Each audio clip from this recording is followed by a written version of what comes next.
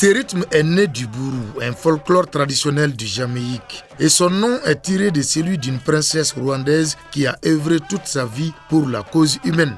On l'appelle le Nayabingi, une musique qui résonne pour les Rastas comme le son du battement du cœur, un voyage dans soi-même. Partout on célèbre les cultes Rasta, le Nayabingi est là-bas. C'est une musique de la revendication, c'est une musique qui a fait vivre les enfants des esclaves, c'est-à-dire le vrai moment que les Noirs souffraient dans les îles Caraïbes, un peu partout. Donc c'était une manière de se refouler. Le Nayabingi est relayé au Mali par le groupe Fasokele de Samaya qui utilise des instruments traditionnels.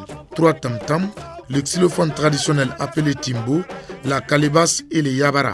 Pourquoi des millions pour payer ses armées au milieu d'enfants, aux mères des frères et sauver ses enfants? Nous chantons la compréhension parce que la base de l'humanité même c'est la compréhension. Avec la compréhension, il y aura l'amour. Et une fois qu'il y a l'amour, la sagesse s'installe naturellement, quoi. Fasokele, c'est une dizaine d'adeptes du rastafarisme passionnés aussi de la nature et de l'artisanat.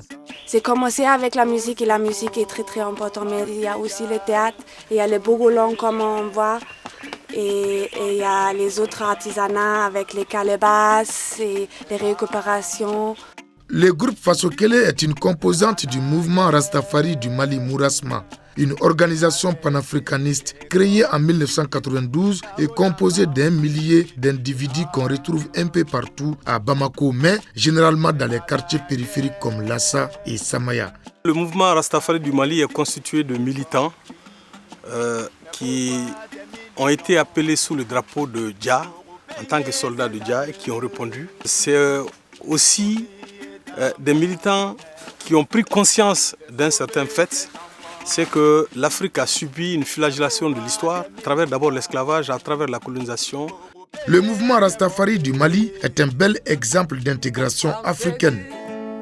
Wallo, what about the one eye?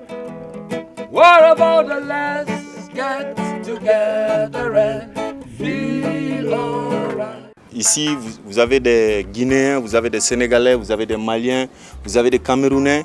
Bref, vous avez l'Afrique en miniature, vous avez tous les Rastas, toute la famille Rasta africaine qui est présente aujourd'hui avec nous. À sa naissance, le Mourasma s'est beaucoup appuyé sur les masses médias indépendants qui venaient de voir le jour avec l'avènement de la démocratie. La première émission fut Sound of Africa sur la première radio libre du Mali, Bamakan, et d'autres en ont suivi. Pour nous, ce n'était pas une émission, mais c'était plutôt une mission. En essayant de traduire les chansons de Bob Marley, en essayant d'expliquer aux gens le message et la profondeur de ce mouvement-là. Donc on allait sur Radio Bamakan, sur Clé d'Où, sur la chaîne 2, sur Radio Liberté, pour diffuser le maximum de messages positifs.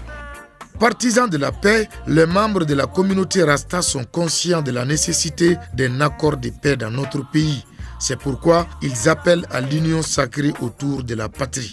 J'en appelle à tout un chacun, tous ceux qui sont épris de paix, de justice, tous ceux qui se réclament de ce grand Mali, n'est-ce pas, qui sachent que l'ennemi est à nos portes et nous ne devons pas lui regarder, nous devrons faire face à nos objectifs qui constituent ce qu'on appelle l'amour, la paix, la prospérité entre nous tous. Pour célébrer le 11 mai, date anniversaire de la mort de Bob Marley, le Mourasma organise une conférence sur le respect des personnes vulnérables dans la circulation routière à la médiathèque Médina.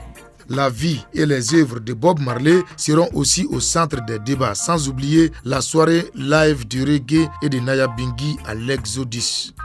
One love, one people, Jah love, salam na wadada. One love, one